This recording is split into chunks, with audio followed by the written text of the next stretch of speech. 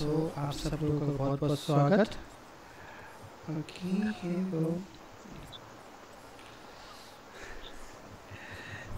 Let's start. So today we will, आज हम लोग पांचवें स्कंद स्टार्ट करेंगे।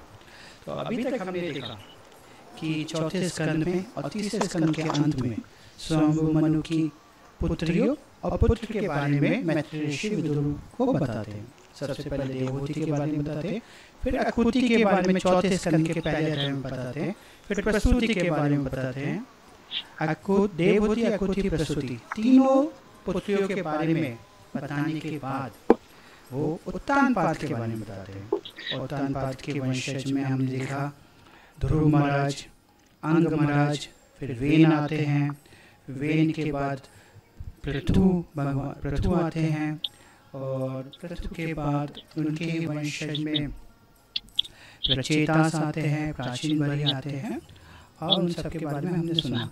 और लास्ट में प्रचेतास के 10 प्रचेतास का विवाह होता है और उनको एक पुत्र प्राप्त होता है जो दक्ष होते हैं। और दक्ष जन्म के बाद तपस्या करने चले जाते हैं। तो फिर उस समय कोई भी वहाँ पर राज्य करने के लिए नहीं था। तो राज्य करने के लिए कोई नहीं था, तो स्वयंभू मनु अपने बड़े पुत्र प्रियव्रत के पास आते हैं।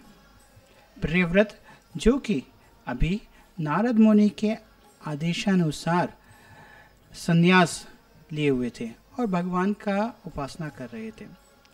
उनको राज्य में कोई इच्छा नहीं था और वो जंगल में भगवान का ध्यान कर रहे थे, भगवान का वर्शिप कर रहे थे। तो स्वयंभू मनु उनके पास आते हैं और बोलते हैं कि अभी कोई भी राज्य करने के लिए अवेलेबल नहीं है, कोई भी राज्य करने के लिए नहीं है, तो आप कृपया गृहस्थ आश्रम को स्वीकार करिए और इस संसार का क्रियाभार संभालिए।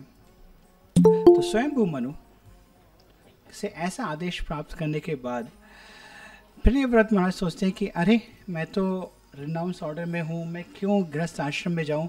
गृहस्थ आश्रम में तो जनरली लोग एंटेंगल हो जाते हैं, फंस जाते हैं, तो मैं उसमें नहीं जाना चाहता हूँ, ऐसा वो विचार करते हैं। उसी समय ब्रह्मा जी वहाँ पर आते हैं और ब्रह्मा जी उनको बोलते हैं कि देखिए, इस संसार में भगवान के आदेश को कोई भी नहीं टाल सकता। भगवान की जैसी इच्छा है वैसे ही होगी। और एक्सटर्नली आश्रम इतना ज़्यादा महत्वपूर्ण नहीं है। हो सकता है कि कोई ब्रह्मचारी आश्रम में हो लेकिन वो आसक्त हो सकता है, कोई गृहस्थ आश्रम में हो उसमें भगवान का भक्ति अच्छे से कर सकता है। तो आप ये मत सोचिए कि गृहस्थ आश्रम में भगवान का सेवा के लिए जा रहे हैं तो आप वहाँ पर फंस जाएंगे। ऐसे करके ब्रह्मा जी उनको बोलते हैं। तो जब ब्रह्मा जी ऐसा बोलते हैं, स्वयंभू मनु वहाँ पर उपस्थित होते हैं और नारद मुनि भी वहाँ पर होते हैं। तो फिर प्रियव्रत महाराज उनका आदेश पालन करके फिर इस संसार का कार्यभार संभालते हैं।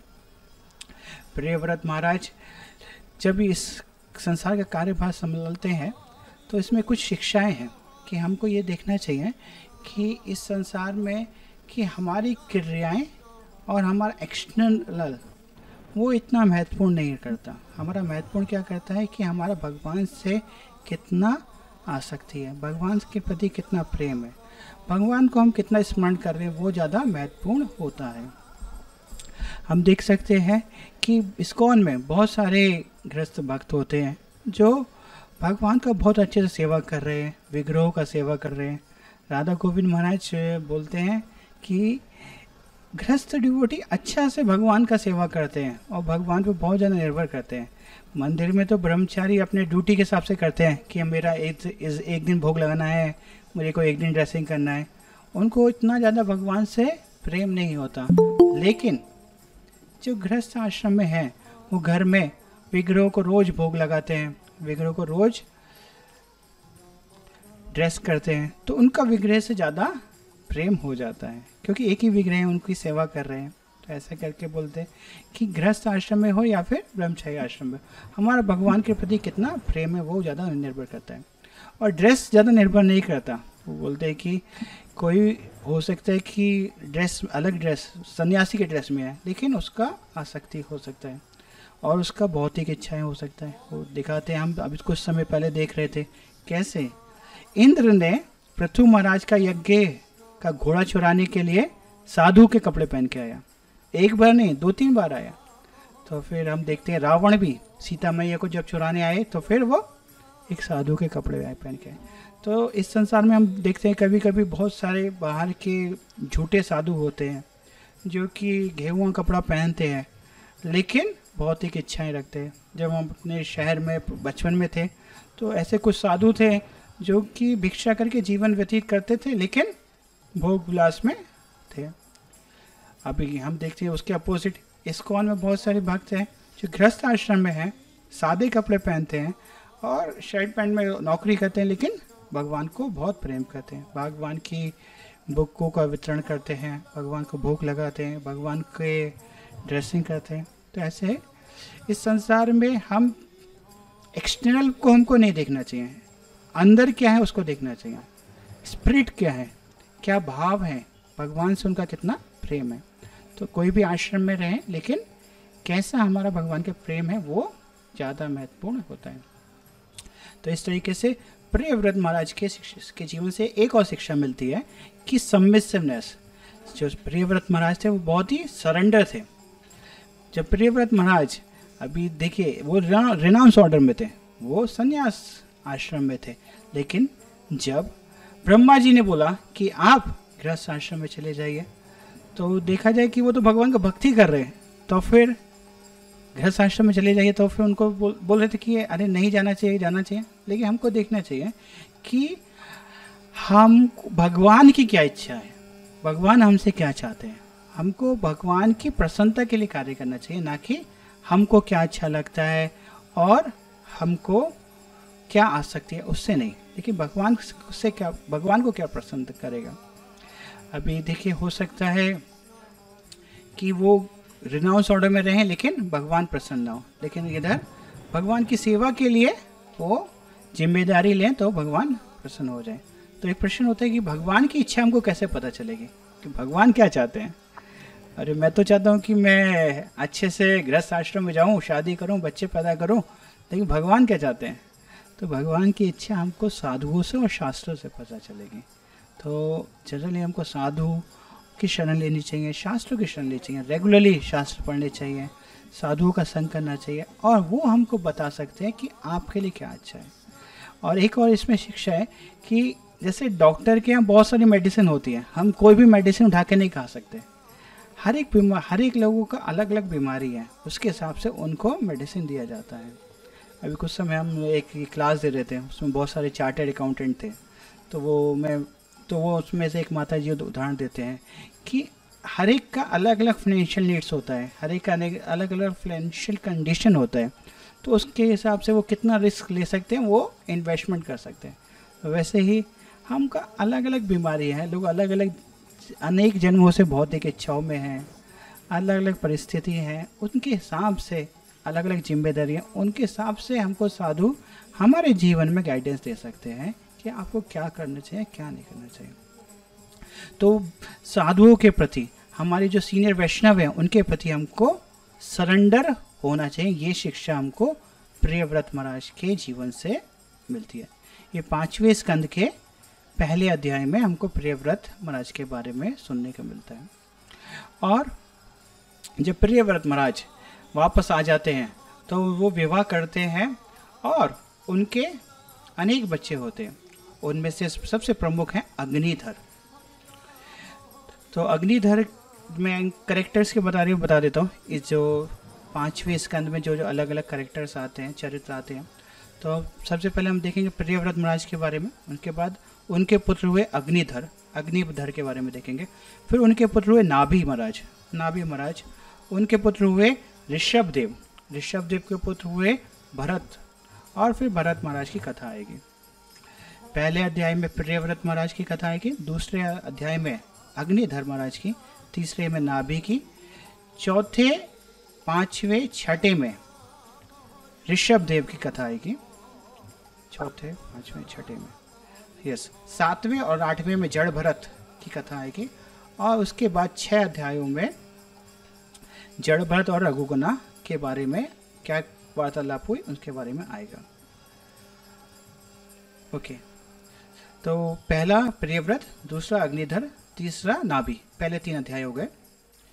चौथा और पांचवा अध्याय, चौथा पांचवा छठा में ऋषभ देव के बारे में आएगा, हम थोड़ा सा गलत बोल दिया था। 7वां 8वां भरत महाराज के बारे में, और 9 से लेकर 14 जड़ भरत के बारे में आएगा। तो प्रियव्रत महाराज विवाह करते हैं और उनको पुत्र प्राप्त होते हैं अग्निधर। प्रियव्रत महाराज के 2 विवाह होते हैं और उनकी दूसरी पत्नी से उनको 3 पुत्र प्राप्त होते हैं, उत्तम, तामस, रेवत। ये तीनों उत्तम, तामस, रेवत जो हैं अगले मनवंतर में मनु बनेंगे, जिनकी कथा हम 8वें स्कंद में सुनेंगे। तो प्रियव्रत महाराज जब देखते हैं कि उनके पुत्र अभी जिम्मेदारी ले सकते हैं, तो वो अपने अलग अलग पुत्रों को अलग अलग हिस्सों का राजा बना देते हैं। प्रियव्रत महाराज एक और बहुत बड़ा काम करते हैं। प्रियव्रत महाराज देखते हैं कि जो सूरज का प्रकाश है वो भूमंडल के एक ही हिस्से में जाता है, दूसरे हिस्से में नहीं जाता।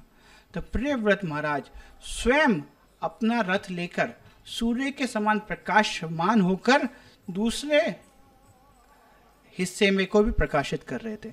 तो उसमें प्रत्येक हिस्से में दिन का प्रकाश के समान उज्ज्वलित हो रहा था। तो हम देखते हैं कि इस जब भगवान किसी को एम्पावर करते हैं तो वो कुछ बड़ा काम कर सकते हैं, और जब भगवान एम्पावर करते हैं तो उनके लिए कुछ भी इम्पॉसिबल नहीं है।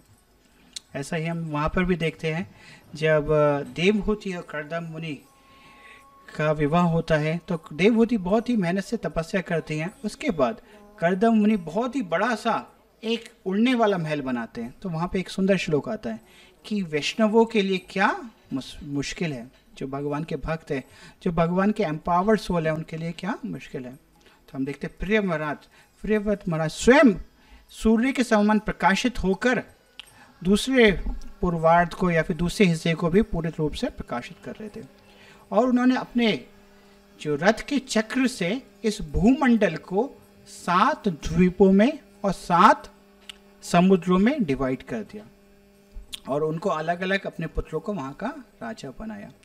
ये अलग अलग द्वीप वर्ष की कथा ये 5वें स्कंद के ही अंत में आती है, जब स्थानम के बारे में मैत्र ऋषि बताते हैं।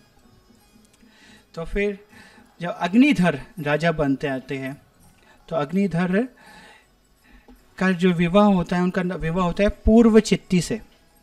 अग्निधर को भौतिक इच्छाएं थी, वो पितृलोक जाना चाहते थे। तो ब्रह्मा को वो उपासना करते हैं, ब्रह्मा को प्रार्थना करते हैं।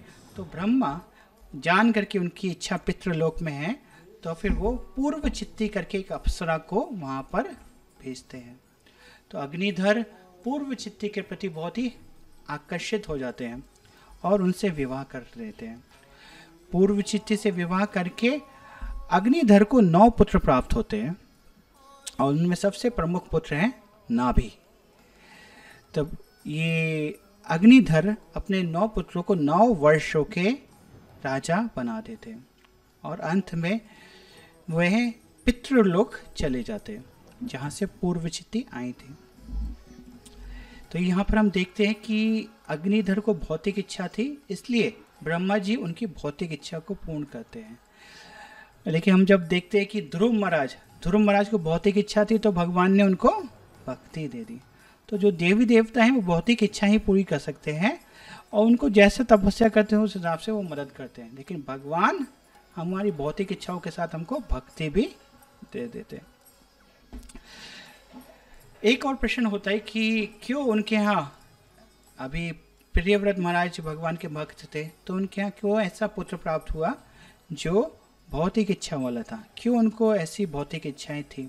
तो बोलते हैं कि जब प्रियव्रत महाराज अपनी पत्नी के साथ संग कर रहे थे, उनके अंदर काम इच्छा आ गई थी, तो उस हिसाब से उनको वैसा पुत्र प्राप्त हुआ जिसको भौतिक इच्छाएं थी।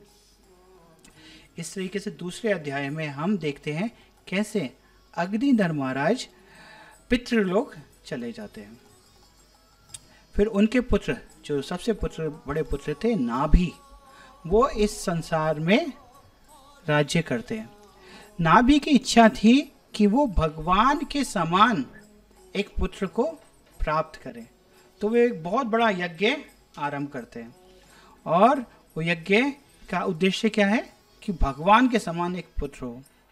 और फिर वो इस यज्ञ में पूरा जितना भी अच्छे से अच्छा चीज़ होता है उसको भगवान की प्रसन्नता के लिए यूज़ करते हैं। तो एक इच्छा एक शिक्षा वहाँ पे मिलती है कि हमको अपने लिए कम से कम करना चाहिए, पिता और हमारे भगवान के लिए ज़्यादा से ज़्यादा लगाना चाहिए। जैसे कि हम मंदिर में देखते हैं कि भक्त लोग अपने लिए कुछ नहीं रखते, जो कुछ भी है सब भगवान की सेवा में लगाने की कोशिश करते हैं। जब भगवान हमको देखते हैं कि हम सिंसियरली उनकी सेवा कर रहे हैं तो भगवान हमको और प्रदान करते हैं। लेकिन जब भगवान देखते हैं कि हम उसको अपने इच्छाओं में भोग रहे हैं, अपने लिए भोग रहे हैं, तो भगवान उसको कम कर देते हैं। इसके लिए एक उदाहरण देते हैं, जैसे कि एक कंपनी में कोई व्यक्ति काम करता है और कंपनी उसने उसको एक गाड़ी दिया है, कंपनी का गाड़ी है उसके पास, और वो कंपनी का गाड़ी घूमने में लगाता है, अपने निजी काम में लगा रहा है, कंपनी में नहीं यूज़ कर रहा, कंपनी के बिजनेस में नहीं मदद कर रहा, तो कंपनी वाले क्या करेंगे, उसका गाड़ी ले लेंगे। लेकिन अगर वो उस कार को कंपनी की प्रॉफिट में लाने में मदद करता है और उससे कंपनी का प्रॉफिट बहुत बढ़ जाता है, तो कंपनी वाले क्या करेंगे, और बड़ा कार दे देंगे, हो सकता है प्राइवेट जेट दे दें। तो डिपेंड्स कि हम भगवान के दिए हुए रिसोर्स को कैसे यूज़ कर रहे हैं, उसके हिसाब से भगवान हमको और दे देते हैं। तो इस तरीके से नाभि महाराज सबसे अच्छी से अच्छी चीज़ भगवान की सेवा में लगाने की प्रयास करते हैं, और वो अपनी पत्नी मेरु देवी के साथ उस यज्ञ में तपस्या करते हैं। तो अभी उनकी इच्छा थी, भौतिक इच्छा, कि वो भगवान के समान गुण वाला पुत्र प्राप्त करते हैं। लेकिन भगवान कृपा करके वहाँ पर प्रकट होते हैं और फिर बोलते हैं कि मेरे समान इस संसार में और कोई नहीं है, मेरे समान गुण वाला इस संसार में और कोई व्यक्ति नहीं है। अगर आप मेरे जैसे गुण वाला व्यक्ति चाहते हैं तो मेरे को ही स्वयं आना पड़ेगा। तो फिर भगवान उनको आशीर्वाद देते हैं, बोलते कि आपके घर में मैं स्वयं अवतरित होऊंगा। तो भगवान कुछ समय बाद उनके घर में मेरु देवी के द्वारा उत्पन्न होते हैं, और नाभि महाराज उनका नाम देखते हैं ऋषभ। ऋषभ का मतलब होता है कि जो best of the human beings, जो सारे मनुष्यों में सबसे अच्छे हैं, पुरुषोत्तम ऋषभ। तो ऋषभ देव के रूप में भगवान का जन्म होता है। अभी देखिए एक चीज़ एक बार गौरकृष्ण महाराज बोल रहे थे कि स्वयंभू मनु का जो वंशज है वो कितना ग्लोरियस है। उनकी पहली पुत्री देवहूति, देवहूति के गर्भ में से कौन आए, स्वयं भगवान कपिल देव। दूसरी पुत्री अकुति, अकुति का जब विवाह हुआ तो उसके गर्भ से भी आई थिंक नर नारायण ऋषि, उनकी जो पुत्री थी उनके गर्भ से नर नारायण ऋषि उत्पन्न हुए थे। और हम देखते हैं कि उत्तानपाद के जो वंशज में स्वयं भगवान आते हैं अपनी पालन शक्ति का विकास करते हुए पृथु महाराज के रूप में। अभी हम देखते प्रियव्रत जो राजा थे उनके वंशज में भी भगवान स्वयं आते हैं ऋषभ देव के रूप में। तो उनके सारे पुत्रों पुत्रियों के वंशजों में भगवान स्वयं उत्पन्न होते हैं। अभी देखते तब फिर जब ऋषभ देव का जन्म होता है तो ऋषभ देव के बहुत ही सुंदर सुंदर गुणों का वहाँ पर व्याख्या किया गया है।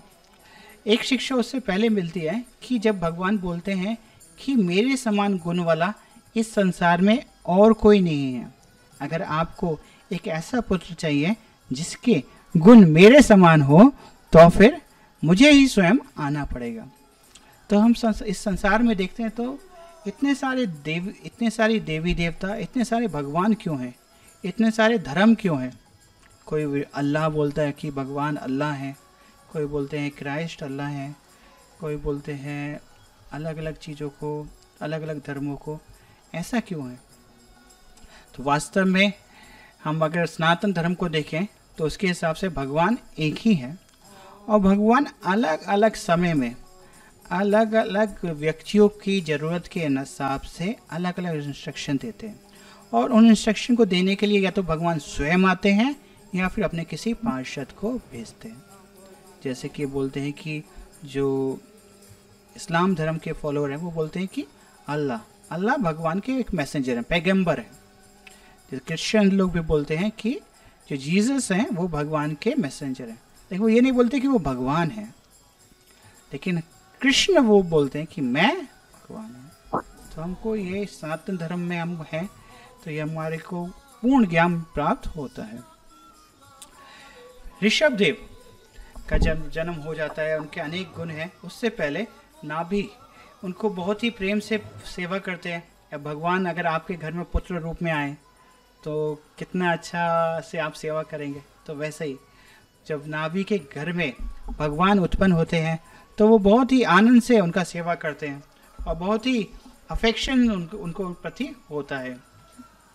और वो उसके बाद वहाँ से संन्यास लेकर नहीं, ऋषभ देव को राजा बनाने के बाद फिर वो स्वयं वैकुंठ धाम चले जाते हैं। तो हम देखते हैं कि यहाँ पर बहुत ही आसानी से लोग भगवान के भक्त लोग भगवान के धाम वापस चले जाते हैं, जस्ट भगवान के प्रति आकर्षण होने से। और जो मिस्टिक योगी हैं, जो ज्ञानी हैं, वो जन्मों जन्मों तक ज्ञान प्राप्त करके ध्यान करके भी भगवान को प्राप्त नहीं कर पाते। लेकिन भगवान के भक्त जो हैं वो केवल भगवान का स्मरण करके भगवान की कथा सुनकर भगवान के धाम चले जाते हैं। ऋषभ देव अपने पुत्रों को बहुत ही सुंदर सी शिक्षाएं देते हैं। ऋषभ देव का जो विवाह होता है वो जयंती से होता है, और जयंती से उनको 100 पुत्र प्राप्त होते हैं।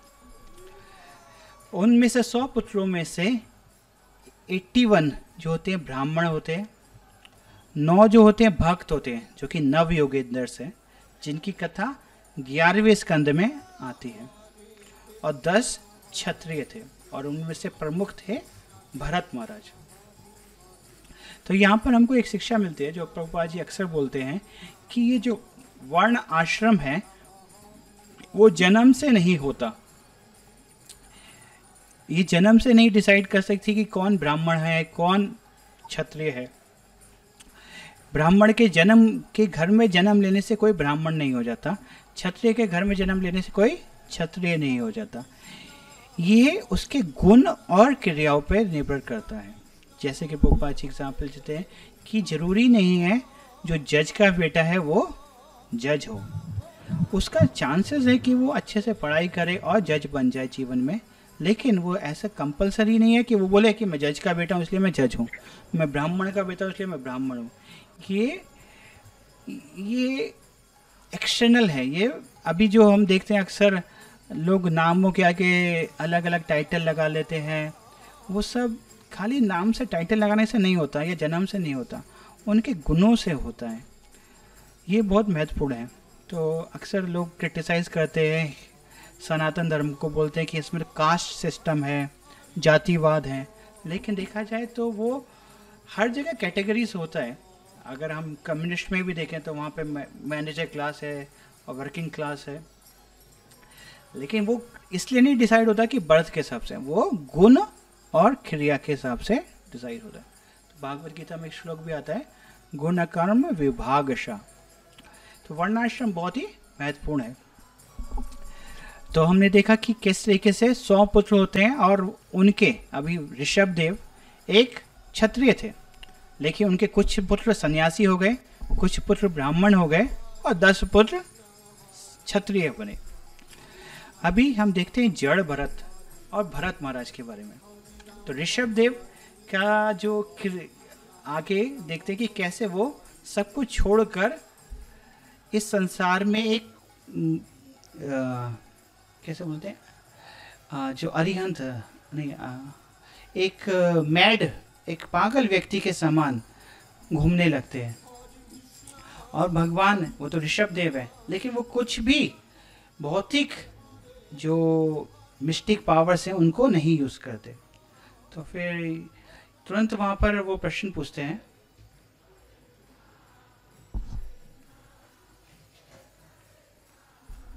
हरे कृष्ण। ठीक है प्रभु, आया अभी आवाज।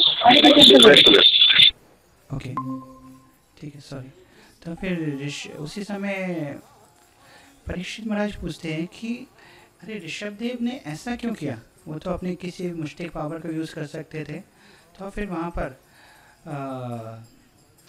सुखदेव गोस्वामी आई थिंक उत्तर देते हैं कि भगवान दिखाना चाहते थे कि जो मिस्टिक पावर हैं वो हमारी भक्ति में रुकावट पैदा कर सकती है। जैसे कि कभी कभी हम देखते हैं कि हम इच्छा करते हैं कि ये हमको स्किल्स मिल जाए या हमको ये सीख लें तो हम अच्छे से भक्ति कर सकते हैं। प्रभुपाद जी के समय में एक भक्त थे, तो वो एक व्यक्ति को मिलते हैं और उनके अंदर कुछ मिस्टिक पावर था, वो कुछ भी चीज़ शायद गायब कर सकते थे। तो वो व्यक्ति प्रभुपाद जी के बाद जाते हैं कि बोलते हैं कि मैं उसके पास जाके सोचता हूँ सीख लेता हूँ ये मिस्टिक पावर। तो फिर प्रभुपाद जी बोलते हैं कि हमको कोई ज़रूरत नहीं ये सीखने की, बिकॉज ये सब चीज़ें जो है हमको भक्ति में रुकावट पैदा करती है और भगवान को सरेंडर करने में मुश्किल पैदा करती है। हम इन चीज़ों से ज़्यादा आसक्त हो जाते हैं। तो इस तरीके से हम देखते हैं कि ऋषभदेव जो हैं वो इस संसार को एक अंत में एक पागल व्यक्ति की तरह भ्रमण करने लगते हैं। और वहाँ पर देखते हैं कि बहुत सारे अरिहंत जो जैन धर्म के पालक जो अनुयायी हैं वो उन्हीं का ही अनुसरण करके भ्रमण करते हैं। अभी हम देखते हैं उसके आगे जो भरत महाराज हैं, भरत महाराज कैसे इस संसार पर रूल करते हैं। तो भरत महाराज अनेक वर्षों तक रूल करते हैं और अनेक वर्षों तक रूल करने के बाद वो अपना सारा राजपाट अपने पुत्रों को देकर वो संन्यास लेते हैं और संन्यास लेकर वो एक आश्रम में जाकर गंडकी रिवर के नज़दीक जाकर शालग्राम की उपासना करने लगते हैं। अभी वो राजा थे। अभी देखिए एक शिक्षा मिलती है कि राजा भी सब कुछ छोड़कर भगवान की उपासना के लिए सब कुछ छोड़कर जंगल में जा रहे हैं। तो क्या हमको गृहस्थ आश्रम में से छोड़कर भगवान की भक्ति के लिए तीर्थ नहीं जाना चाहिए? अरे राजा सब कुछ छोड़ के जा रहा है तो कम से कम हमको तीर्थ तो करने लेना चाहिए, तीर्थ भी नहीं करना चाहिए। तो फिर देखिए अभी वो ये नहीं सोच रहे कि मेरे को खाना कौन बना के देगा या फिर मेरे को कौन देखेगा। सब कुछ छोड़कर भगवान पर सरेंडर होकर वो जंगल में जाते हैं। और वहाँ पर गंडकी रिवर में बहुत सारी शालग्राम शिलाएँ थी। ये बोलते कि नेपाल के पास में एक जगह है, वहाँ पर एक गंडकी रिवर है। तो वहाँ पर पुला आश्रम में वो रहने लगे और प्रतिदिन सुबह उठकर भगवान का ध्यान करते थे और भगवान को तुलसी और जल अर्पण करते थे, भगवान का ध्यान करते थे, भगवान का नाम करते थे। ऐसे करके उनका समय बीत रहा था। एक दिन जब वो गंगा में स्नान कर रहे थे तभी वो देखते हैं वहाँ पर एक हिरन आती है और हिरन जल पी रही होती है। तभी एक शेर बहुत जोर से दहाड़ता है। तो हिरन जो होती है बहुत ही भयभीत हो जाती है और हिरन उस समय गर्भवती थी और उसका जो बच्चा उस समय उत्पन्न होता है और वो नदी में गिर जाता है। हिरन उसी समय प्राण निकल जाते हैं। तो फिर भरत महाराज सोचते हैं कि अरे मुझको इसको बचाना चाहिए बच्चे को। तो फिर भरत महाराज उस हिरन के बच्चे को उठाकर ले आते हैं अपने आश्रम में और फिर वो बच्चा था उसको कोशिश करते हैं अलग अलग तरीके से सेवा करने की, बिकॉज उसका कोई नहीं था। ये सोचकर कि इसका कोई नहीं है तो मुझे इसका सेवा करना चाहिए।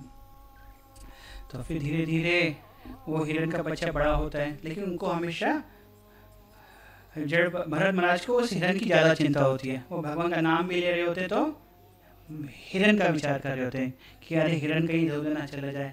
तो आँख खोल के देखते हैं कि हिरन है। फिर सोचते हैं, फिर जब करते हैं भगवान का, फिर सोचते हैं अरे कोई जंगली जानवर ना आ जाए और हिरन को खाना जाए। फिर देखते हैं आँख खोल के तो हिरन है। तो फिर ऐसे वो भक्ति करने की कोशिश कर रहे थे लेकिन हिरन का ध्यान कर रहे थे। तो हमारे जीवन में भी अलग अलग हिरन हैं। किसी के जीवन में बिजनेस वाला हिरन है, किसी के जीवन में मोबाइल हिरन है। कभी कभी जपा करते करते हम सोचते हैं अरे मोबाइल में कुछ आया तो नहीं, कुछ मैसेज तो नहीं आया, और हम इधर उधर डिस्ट्रैक्ट होने लगते हैं। टाइम धीरे धीरे निकलने लगता है और जड़ भरत महाराज का हिरन के प्रति और प्रेम बढ़ने लगता है और आसक्ति होने लगती है। अभी तो वो उसको गोद में बिठाकर ही जपा करने लगते थे, तो उसको बेचारे को प्रेम प्रेम करते थे और जपा करते थे, उसी का ध्यान करते रहते थे। कभी कभी खाते थे तो उसी के साथ बैठ के खाते थे, कहीं जाते थे तो उसको उसके साथ में लेके जाते थे कि कहीं कोई जंगली जानवर ना आ जाए। एक दिन क्या हुआ, वो हिरन का बच्चा कहीं चला गया, तो फिर भरत महाराज बहुत ही दुख करते हैं, अरे कहाँ गया, चिंता करते हैं, अरे कोई खा तो नहीं गया, क्या हो गया। फिर इधर उधर ढूंढते हैं और एक पागल व्यक्ति के प्रति, जैसे कोई आसक्त व्यक्ति है, रोने लगते हैं और चिल्लाने लगते हैं, कहाँ गया। और इस तरीके से वो इधर उधर ढूंढ रहे होते हैं, तभी एक सूखे कुएं में गिर जाते हैं, और सूखे कुएं में गिरने के कारण वो हिरन का विचार करते करते प्राण छोड़ते हैं। तो जब हिरन का विचार करते करते प्राण छुड़ाएंगे तो उसका अगला जन्म किसका मिलेगा? हिरन का। तो फिर उनको अगला जन्म हिरन का मिलता है। लेकिन भगवान का बहुत भक्ति किया था और पिछले जन्म के अनेक पुण्य थे, तो इसलिए उनको याद रहा कि वो पिछले जन्म में कौन थे, और इस जन्म में वो हिरन के शरीर में थे, लेकिन भगवान का भक्ति को और तीव्रता से करने लगे। तो जीवन में हमको एक शिक्षा यहाँ पे देखते हैं कि कभी कभी भगवान भक्तों के जीवन में बाह्य रूप से कुछ संकट देते हैं, लेकिन वो संकट किस लिए हैं? वो उनकी भक्ति को और तीव्र करने के लिए। जब वो देखते हैं कि ये भक्त भक्ति में थोड़ा कमज़ोर हो रहा है, अलग अलग चीज़ों से आसक्त हो गया है, तो भगवान क्या करते हैं? उन चीज़ों को हटा देते हैं। जैसे कि राधेश्याम को एक उदाहरण दे रहे थे कि एक माता पिता हैं, वो ऑफिस से आए और वो सोचते कि बच्चा उनके साथ खेलेगा, बच्चा उनके साथ प्रेम से बात करेगा, लेकिन बच्चा अपना वीडियो गेम खेल रहा है, अपना गेम खेल रहा है, अपने खिलौनों से खेल रहा है। तो पिता क्या करता है? वो खिलौने को छुपा देता है। जब खिलौना छुपा देता है तो बच्चा कुछ समय रोता है, लेकिन फिर पिता के साथ खेलने लगता है। तो वैसे ही जीवन में हमारे भी अनेक अनेक खिलौने हैं जिनसे हम इस संसार में खेल रहे हैं और भगवान को भूल गए हैं। तो भगवान क्या करते हैं? हमारे उन खिलौनों को चुरा लेते हैं, उनको हटा देते हैं, हमारे बिजनेस को थोड़ा कम कर देते हैं, हमारी भौतिक आसक्तियों को थोड़ा कम कर देते हैं। लेकिन क्यों? उससे क्या बच्चा, आप हमको बताइए, बच्चा गेम खेल के ज़्यादा खुश होगा या अपने पिता के साथ खेल के ज़्यादा खुश होगा? पिता के साथ खेल के ज़्यादा खुश होगा। वैसे ही इस संसार में हम भगवान के साथ रह के ज़्यादा खुश होते हैं, ना कि भौतिक चीज़ों के साथ। तो भगवान हमको कभी कभी कृपा करके, और वो भी जो ले सकते हैं, जो अच्छे, जो एडवांस डिवोटी हैं, उनके जीवन में ऐसा करते हैं। अगर बच्चा बहुत ज़्यादा आसक्त है तो क्या पिता वो गेम को छुपाएगा? पिता क्या उस खिलौने को छुपाएगा? बोलेगा अरे इसको छुपाऊंगा, लूँगा तो ये रो रो के मेरा सर परेशान करेगा, तो बोलते हैं इसको नहीं। लेकिन हाँ, जब देखता है कि बच्चा समझदार है, उसको छुपा भी लूँगा खिलौने को तो वो मेरे पास आएगा। तो वैसे ही जब भगवान देखते हैं कि ये भक्त समझदार है, इतना भक्ति में प्रगति कर लिया है कि अगर इसकी भौतिक चीज़ अगर मैं थोड़ा ले भी लूँगा तभी ये मेरे पास आएगा, तभी लेते हैं। अगर वो देखते हैं कि इतना एडवांस नहीं है और भक्ति में चला जाएगा तो बोलते ठीक है, अभी तुम और थोड़ा भक्ति में आगे बढ़ो, तब हम देखेंगे। तो ये कभी कभी भक्तों को डर लगता है कि अरे भक्ति करेंगे तो हमारा भगवान भौतिक आसक्तियों को कम नहीं करेंगे। अरे नहीं कम करेंगे, भगवान ध्रुव महाराज के जीवन बहुत दिए, तो आप कभी ऐसा मत चिंता करिए कि भगवान कम कर देंगे। वो केवल शुद्ध भक्तों के जीवन में ही करते हैं, और शुद्ध भक्तों को जीवन में इसलिए करते हैं जिससे कि वो इस संसार में दिखा सकें कि मेरे भक्तों के कितने गुण हैं और कैसे मेरे भक्त इतने ज़्यादा कष्ट में भी भक्ति कर सकते हैं, जिससे कि बाकी लोग थोड़ा सा प्रेरणा ले सकें। अरे प्रभुपाद जी के जीवन में इतने कष्ट आए, उनका इतना बड़ा बिजनेस था, कोलैप्स हो गया, तो क्या भगवान क्या चाहते थे? वो भगवान केवल ये दिखाना चाहते थे, देखिए मेरा भक्त है और मेरा भक्त इस समय भी मेरे को सरेंडर है और खुश है। तो मेरे, और वो प्रभुपाद जी को उस समय आगे बढ़ाना चाहते थे और प्रभुपाद जी को के जीवन से दिखाना चाहते थे कि कैसे मेरे भक्त भक्ति करते हैं। आपके जीवन में ऐसे कष्ट नहीं देंगे तो आप चिंता मत करिए। तो फिर जब वो हिरण के रूप में थे जड़ भरत महाराज, और फिर वो उसी आश्रम में जाते हैं। अभी वो सूखी घास खाते हैं, अभी वो घास भी हरी घास भी नहीं खाते, और भगवान का ध्यान करते हैं। और इस तरीके से कुछ समय बाद वो अपना हिरण का शरीर छोड़ देते हैं। लेकिन भक्ति पूर्ण नहीं हुई थी, इसलिए वो फिर से जन्म लेते हैं, और उनका जन्म इस बार एक ब्राह्मण घर में होता है, और उनका नाम होता है जड़ भरत। तो एक और चीज हमको वो दिखते हैं कि संसार में जैसा अंत समय में हमारा चिंतन होता है, उसी हिसाब से शरीर मिलता है। तो इस बात का बहुत ध्यान रखना चाहिए कि अंत समय में हम भगवान का स्मरण करें, और वो ऐसे नहीं होगा कि अरे बोल दिया, हाँ ठीक है, अंत समय भगवान का स्मरण कर लेंगे। जीवन भर हमारे क्या क्रियाकलाप हैं, उसी पर हमारा अंत समय में ध्यान आएगा, उसी का हमारे समय विचार आएगा। अभी एक बार गौरव को एग्जाम्पल दे रहे थे, कोई तो भक्त थे, वो समुद्र में या फिर नदी में जा रहे थे और वहाँ डूबने लगे, और वो शायद वो डूब ही जाते, लेकिन कैसे करके भक्तों ने बचा लिया। तो फिर वो भक्त लोग पूछते हैं कि अंत समय में क्या विचार आ रहे थे, तो बोलते लिरिक्स का एडवर्टाइजमेंट याद आ रहा था।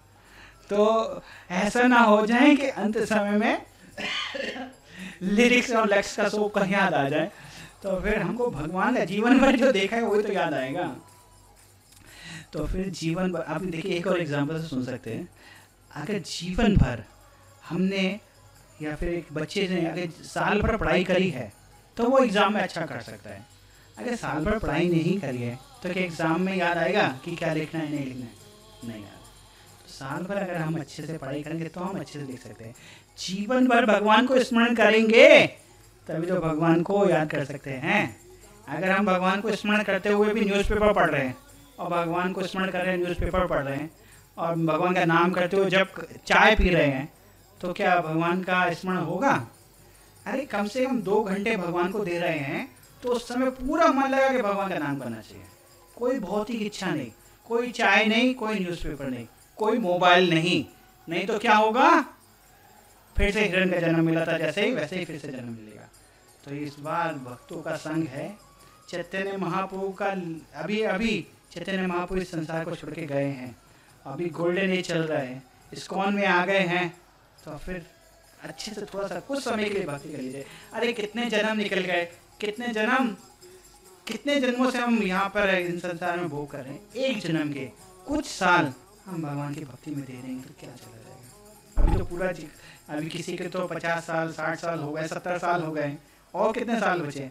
ठीक है, जितने भी बचे हैं उसमें 2 घंटे तो कम से कम पूरा भगवान का नाम कर सकते हैं, वो भी नहीं कर सकते क्या? तो कोशिश करिए, अवश्य होगा। तो आगे बढ़ते, फिर भरत महाराज जो अभी हिरण के शरीर में थे वो प्राण छोड़ देते हैं और अगले जन्म में जड़ भरत बनते हैं। और जड़ भरत का जब के रूप में आते हैं तो उनका जन्म एक ब्राह्मण परिवार में होता है। तो उनके जो पिता थे वो उनको अच्छे से सिखाने की कोशिश करते हैं, क्या करना चाहिए क्या नहीं करना चाहिए, कैसे हाथ धोने चाहिए, और वो क्या मलमूत्र त्याग करने के बाद कैसे हाथ धोने चाहिए, कैसे पूजा पाठ करना चाहिए। लेकिन जो जड़ भरत थे वो भगवान के परम वैष्णव हैं, उनको पता है, वो डिवोटी हैं, उनको पता है कि उनके पिछले जन्म के 2 जन्म उनको अच्छे से याद हैं, तो अभी वो इन सब चीज़ों में नहीं पढ़ना चाहते, वो पूर्ण रूप से भगवान का ध्यान कर रहे हैं। वो जानबूझकर उल्टा करते थे। उनके पिताजी बोलते थे कि मलमूत्र त्याग करके हाथ धो, वो हाथ धोते थे और फिर मलमूत्र त्याग करने जाते थे। तो ऐसे उल्टा उल्टा करते थे, वो पूजा करते थे उल्टा उल्टा करने लगते थे, क्योंकि वो नहीं चाहते थे कि वो इन सब चीज़ों में पड़े। तो उनके जो भाई लोग थे, जो सौतेले भाई थे, उनकी जो पिता की 2 पत्नी थी, और उनके जो सौतेले भाई थे उनको बहुत परेशान करते थे, बहुत कष्ट देते थे। उनको जो खेत में जो कौआ उड़ाने के लिए खड़ा करते हैं ना, पुतला, उस पुतले के रूप में खड़ा कर देते थे दिन भर के लिए, और वो वहाँ पर खड़े रहते थे और भगवान का स्मरण करते थे। तो इसको एक बहुत ही इम्पोर्टेंट शिक्षा है कि हमको हमारा गोल जो है ना फिक्स होना चाहिए। बहुत ही एक्सटर्नल चीज़ क्या है क्या नहीं, क्या फर्क पड़ता है भाई, कोई क्या ले लेगा, कुछ मान अपमान पैसा ये तो सब टेम्पररी है, आ गया चला गया ना गया, क्या क्या नुकसान है? द मोमेंट जब हम भगवान को नहीं याद करते, वो नुकसान है। तो वो नुकसान है, उसको देखना चाहिए। अरे ये सेकंड चला गया, इसमें हमको भगवान का स्मरण नहीं हुआ, बाकी तो सब कुछ क्या है, क्या होता है, किसी ने कुछ कहा नहीं कहा, सब टेम्परेरी ऐसे करके वो, लेकिन कुछ नहीं कहते थे और अपने खड़े रहते थे। तो एक दिन वो ऐसे अपने माता पिता, उनको क्या, उनके जो पिता थे वो उनको मदद करने की कोशिश करते थे, लेकिन उनके जो भाई थे उनको ऐसे करके परेशान करते थे, और जो घर का खराब खाना था, जो बचा कुचा था, वो दे देते थे और उसको ही खा लेते थे चाव से।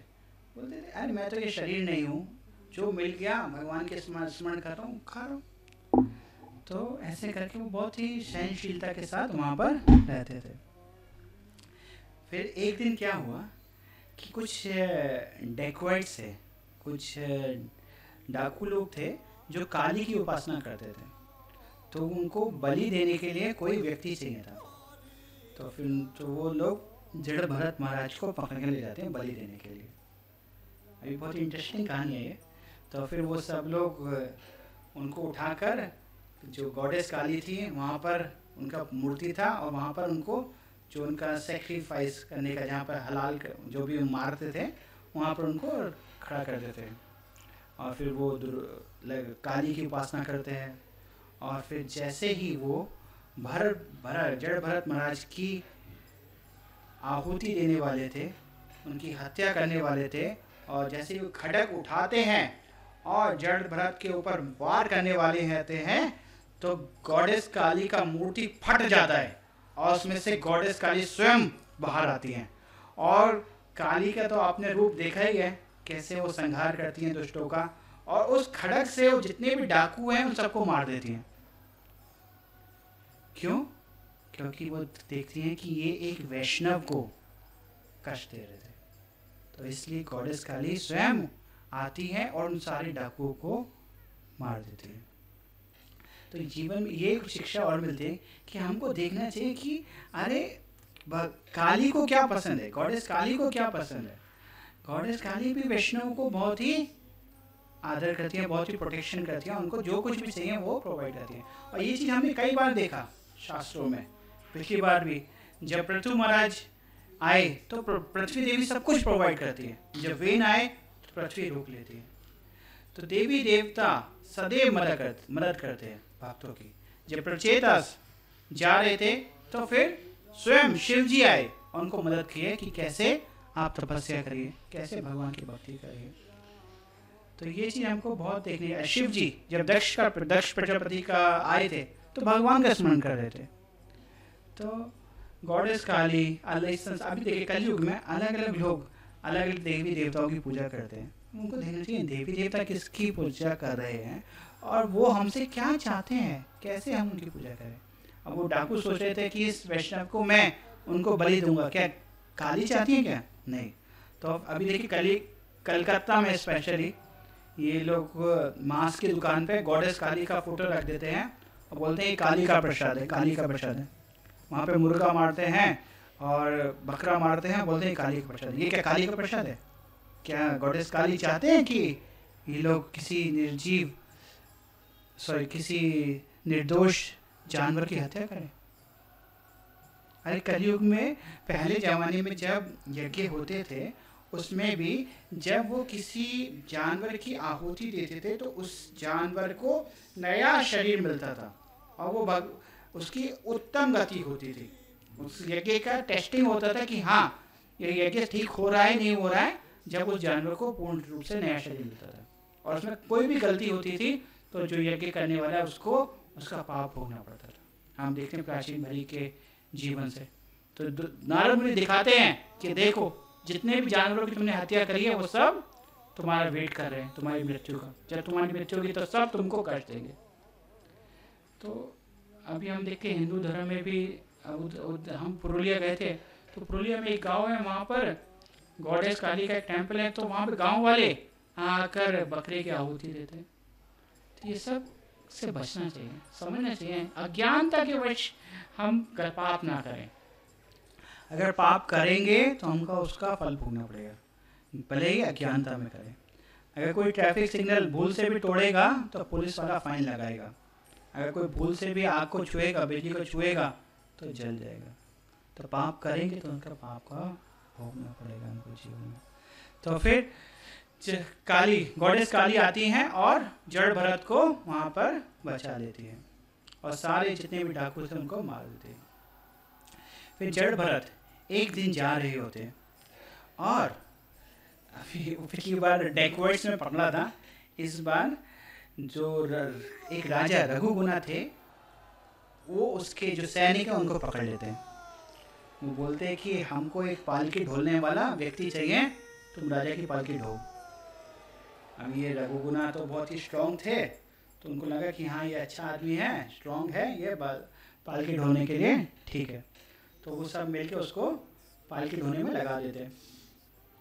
तो जब किंग राजा रघुगुना की वो पालकी लेके जा रहे थे, तो देखिए वैष्णव का एक यहाँ पे भी गुण उपस्थित होता है कि वैष्णव किसी को भी कष्ट नहीं देना चाहते। अभी जब रघुगुना की वो पालकी लेके जा रहे थे तो रास्ते में देखते हैं बहुत सारी चींटियां हैं, तो चींटी के ऊपर वो पैर ना रख दें तो इसलिए वो रुक रुक के चल रहे थे। तो पालकी जो थी वो अनइवन चल रही थी, मतलब कभी रुकते थे कभी झटका लग रहा था। तो किंग रघुगुना को बहुत ही गुस्सा आता है, बोलते कौन है जो पालकी को ऐसे चला रहा है, किस कारण से पालकी ऐसे चल रही है। तो जो पुराने पालकी ले जाने वाले थे बोलते हैं कि ये जो नया आदमी आया है ये उसके कारण ऐसा हो रहा है, तो फिर ये हम लोग नहीं कर रहे। तो रघुगुना बोलता है कि बहुत ही उनको सरकास्टिक वे में बोलता है, कमेंट करते हुए बोलते हैं कि ओह मुझे लगता है कि तुम बहुत थक गए हो और तुम दुबले पतले हो। जबकि जड़ भरत महाराज बहुत ही स्ट्रांग थे, बोलते हैं कि मुझे लगता है कि तुम बहुत दुबले पतले हो, बहुत थक गए हो, इसलिए तुमको कष्ट हो रहा है। वो बहुत बूढ़े भी हो गए हो और तो कमज़ोर हो, इसलिए तुमको कष्ट हो रहा है, लेकिन तुम इसको ठीक ठाक चलाओ नहीं तो मैं तुमको दंड दूंगा। फिर से वो थोड़े जब देखे जड़ भरत महाराज कुछ नहीं बोलते, वो चलते रहते हैं ऐसे। और फिर से जब पालकी हिलने लगती है तो फिर रघुगुना बहुत ही गुस्सा होते हैं, बोलते हैं तुम पागल हो क्या, मैं राजा हूँ, मैं तुमको दंड दे सकता हूँ, तुम ऐसा क्यों कर रहे हो। तो फिर अभी रघुगुना महाराज उनको बोलते हैं कि एक्चुअल में आप जो बोल रहे हैं वो सही है, मैं तो ये शरीर नहीं हूँ, मैं तो आत्मा हूँ और मैं मोटा पतला बूढ़ा तो होता नहीं हूँ और ये मैं थकता भी नहीं हूँ, और ये सब तो बॉडी की ही डेजिग्नेशन है। और तुम मुझे कष्ट क्या दोगे, तुम मुझे दंड क्या दोगे। आज तुम राजा हो, कल तुम दास हो सकते हो। आज मैं दास हूँ, कल मैं राजा था या राजा हो सकता हूँ। ये तो सब टेम्पररी है। और देखिए मैं तो आत्म साक्षात्कार का ज्ञान प्राप्त करा हुआ हूँ, और अगर आप बोलते हैं कि मैं पागल भी हूँ तो फिर पागल को दंड देने से क्या फर्क पड़ेगा। वो तो वैसे ही हो गया कि जैसे मरे हुए घोड़े को दंड देना।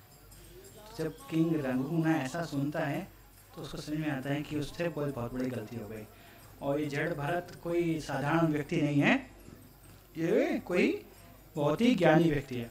तो तुरंत जड़ भरत को प्रणाम करते हैं किंग रघुगुना और बोलते हैं कि इस संसार में मैं किसी से नहीं डरता, इस संसार में मैं यमराज के दंड से भी नहीं डरता, मैं इस संसार में जो सूरज सर्दी गर्मी इन सब चीज़ों से भी नहीं डरता, मैं केवल इस संसार में वैष्णव अपराध से डरता हूँ। तो मुझे से को क्षमा कर दीजिए, मेरे से आपके चरणों में अपराध हो गया। तो ऐसे करके वो उनसे क्षमा याचना करते हैं। फिर कुछ प्रश्न करते हैं, वो बोलते हैं कि आप बोल रहे हैं कि आप ये शरीर नहीं है, आत्मा है, और शरीर के थकने से आत्मा नहीं थकती। देखिए तो वो बोलते हैं लेकिन हम तो देखते हैं जैसे कि अगर हम स्वीट राइस बनाते हैं तो दूध में चावल डालते हैं तो नीचे पतीला गर्म होने से दूध भी गर्म हो जाता है, दूध गर्म होने से राइस भी गर्म हो जाता है, राइस उबल जाता है। तो वैसे ही हम देखते हैं कि जब शरीर को कष्ट होता है तो आत्मा भी थकती है, कष्ट होता है। तो आप कैसे बोल सकते हैं कि आपको कोई कष्ट नहीं हो रहा है और आपको इन सब चीज़ों से कोई फर्क नहीं पड़ता है। और फिर बोलते हैं कि देखिए आप बोल रहे हैं कि मैं आज राजा हूँ, कल को दास हो सकता हूँ, और आप अभी दास है, राजा हो सकते हैं। तो ठीक है, देखिए अभी तो मैं राजा हूँ और ये मेरा हक है कि मैं कष्ट आपको दंड दे सकूं। अगर कोई आदमी गलत कर रहा है तो उसको दंड देने में क्या गलती है? ऐसे करके किंग रघुगुना अभी पूर्ण रूप से सरेंडर नहीं हुए, ऐसे करके प्रश्न करते हैं। उन प्रश्नों का उत्तर 11वें अध्याय में जड़ भरत महाराज बोलते हैं कि ये सब मन के कारण है। मन जो है इस संसार में हमको मजबूर कर देता है, मन इस संसार में हमको फंसा देता है। मन के कारण ही हम सोचते हैं कि हम ये शरीर है और ये शरीर से संबंधित चीज़ हमारी है। ऐसे करके बहुत सारा पूरा ज्ञान वहाँ पर वो देते हैं। तो फिर वो बोलते हैं इसके अगले अध्याय में, हाँ, फिर वो बोलते हैं कि आपने जो बोला वो सब ठीक है और ये सब मन के कारण ही हो रहा है। जो मन के कारण हमको ये लगता है कि हम ये शरीर हैं, हम ये आत्मा है, सॉरी, हम ये शरीर हैं, हमारे परिवार के लोग हमारे हैं। वास्तव में ये तो नहीं है, मन के कारण ही हम ऐसा सोचने लगते हैं। और फिर ऐसे करके बहुत ही सुंदर उनको ज्ञान देते हैं। फिर रघुगुना पूछते हैं कि अरे मुझको सही से समझ में नहीं आया, आप मुझे डिटेल में बताइए जो आपने ज्ञान दिया है। तो फिर जड़ भरत महाराज उनको एक सुंदर से एग्जाम्पल से सुनाते हैं, एक एलेगोरिक स्टोरी सुनाते हैं।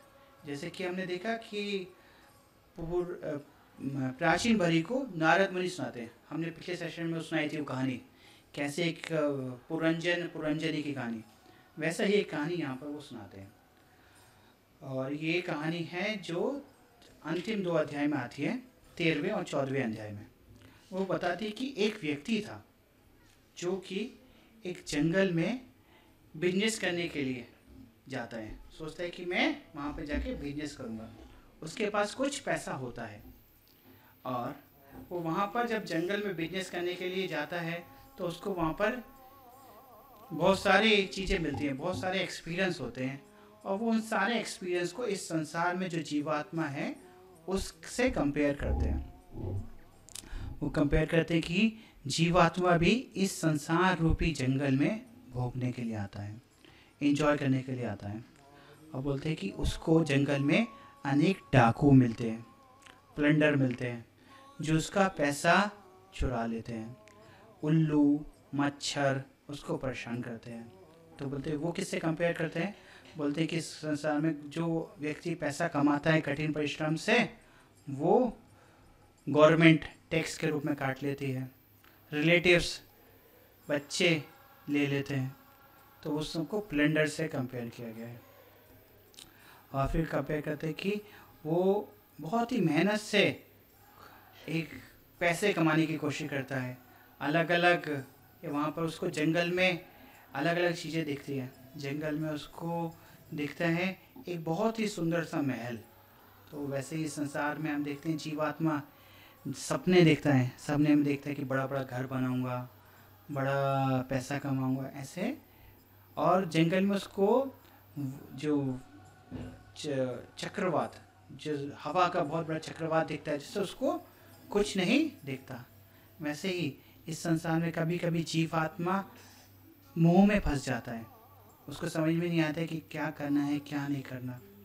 कभी कभी उसको मिराज दिखता है, मिराज जो कि उसको लगता है कि यहाँ पर पानी है लेकिन वहाँ पर पानी नहीं होता। वैसे ही इस संसार में जीवात्मा को भोगों में लगता है कि यहाँ पर मैं इसको भोगूंगा तो मुझे आनंद मिलेगा, लेकिन संसार के भौतिक भोग मिराज के समान है, जो बाहर से लगते हैं कि पानी है लेकिन अंदर दुख देते हैं।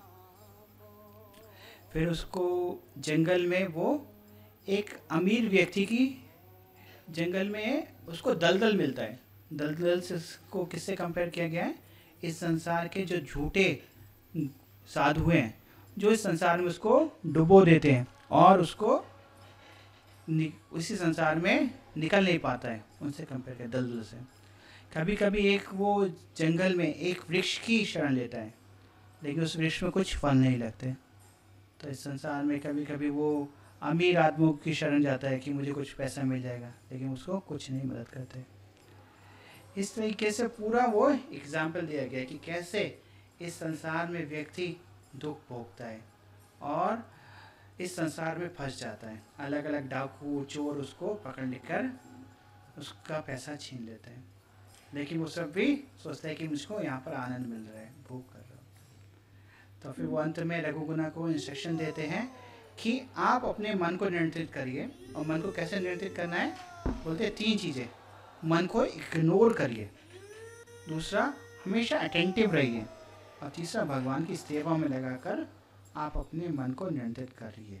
इस तरीके से आप इस संसार रूपी जो जंगल है उससे बाहर निकल सकते हैं। रघुगुना की बहुत सारी शिक्षाएं थी जो ऋषभ देव देते हैं अपने पुत्रों को, वो मैं कवर नहीं कर पाया, लेकिन वो मैं आपको नोट्स शेयर करे हैं तो मैं आप उसको भी देख सकते हैं, लेकिन 2-3 लाइन में बता देता हूँ। तो ऋषभ देव अपने पुत्रों को बताते हैं कि जो मनुष्य शरीर मिला है वो बहुत ही महत्वपूर्ण है, उसको भोगों में लगा के वेस्ट नहीं करना चाहिए। भगवान की तपस्या, भगवान का ध्यान करके जो करना चाहिए, उससे भगवान की सेवा रूपी तपस्या करना चाहिए। और भक्तों का संग जो है वो इस संसार रूपी जंजाल से बचा सकता है, और वही संग अगर भोगी व्यक्तियों के साथ करते हैं वो हमको इस संसार में फंसा देता है। और वो बोलते हैं कि इस संसार में जो लीडर्स हैं उनको बहुत ही बड़ा रिस्पॉन्सिबिलिटी है। बोलते हैं कि जो गुरु को शिष्य नहीं बनाना चाहिए यदि वो उनको जन्म मृत्यु के चक्र से बचा सके। एक पति को विवाह नहीं करना चाहिए यदि वो अपनी पत्नी को जन्म मृत्यु के चक्र से नहीं बचा सकता। पति पत्नी को पुत्र नहीं पैदा करना चाहिए यदि वो उसको जन्म मृत्यु के चक्र से बचा नहीं सकते। ऐसे करके वो ऋषभ देव अपने पुत्रों को 100 पुत्रों को बहुत ही सुंदर इंस्ट्रक्शंस देते हैं। तो बहुत ही सुंदर ये स्कंद है। इसके बाद वो अनेक क्वेश्चन आते हैं कि आपने बोला कि अलग अलग द्वीप हैं, वर्ष हैं, उनके बारे में हमको बताइए। तो 5वें स्कंद के अंत में अलग अलग द्वीपों के बारे में, वर्षों के बारे में व्याख्या आती है। जम्बो द्वीप, भारतवर्ष, उन सब की व्याख्या करने के बाद नरकों के बारे में बताते हैं कि अलग अलग नरकों में कैसे कैसे क्या क्या यातनाएं मिलती हैं। इस तरीके से 5वां स्कंद समाप्त होता है।